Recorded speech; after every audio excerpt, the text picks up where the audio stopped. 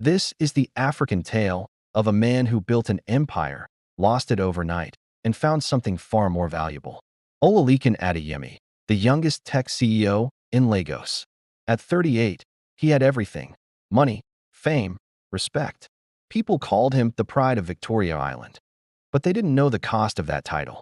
Behind the luxury cars and the expensive suits, Olalekan was drowning. He worked 16 hours a day, slept 3 hours a night, and trusted no one, not even his closest staff. He was isolated at the very top of the world he had built, a king in a golden cage, haunted by the fear of losing it all. His empire was his identity, but it was also his prison. Until one morning, the unimaginable happened. His own board members, men he had personally mentored, men whose children's birthdays he remembered, voted him out of the company he had created with his bare hands. The official letter was cold and brutal. Due to financial mismanagement, you are hereby removed as CEO. The words echoed in the silent, opulent boardroom, a death sentence for the life he knew. In less than 24 hours, Olalekan went from a billionaire CEO celebrated on magazine covers to nobody. The fall was swift and merciless. His accounts were frozen.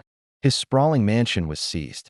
The so-called friends who once begged to be in his presence suddenly stopped answering his calls. Their silence was louder than any accusation. Stripped of his wealth and his pride, broke and broken, Olalekan found himself wandering the streets of Ajagunle, the very neighborhood he once swore he'd never return to, a place that held memories of a past he had desperately tried to escape. The pouring rain mirrored the storm inside him, washing away the last remnants of the man he used to be. And that's where he met Mama Ronk, a simple Accra seller whose stall glowed warmly against the gray, rainy streets. She recognized him immediately, but not with the pity or scorn he expected. Her eyes held a deep, knowing kindness. "My son," she said, her voice a gentle balm on his wounded spirit. "Success is sweet, but pride is bitter. Sit, eat." For the first time in years, someone saw him, the man, not his money or his status.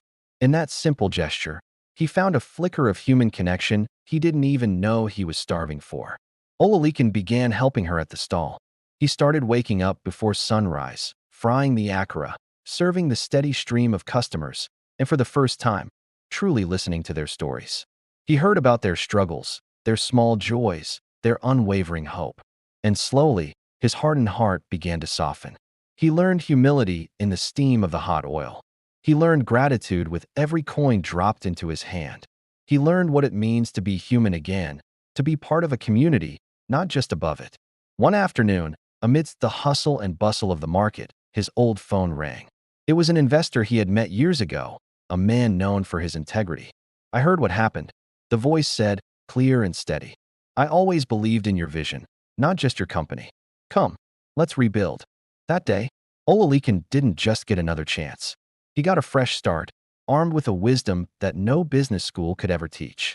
Olalekan built a new company, stronger, kinder, more human. The first thing he did in his new, modest office wasn't to chase funding, but to write his new company values on a board for all to see. Humility, people first, integrity. And at the grand opening, he reserved the front row seat for Mama Ronk, the woman who had given him more than any investor ever could. Sometimes, life has to break you to rebuild you the right way. This is the story of Olalekan, the CEO who lost everything, then found what truly mattered. If this story touched you, leave a heart in the comments. Thank you for watching.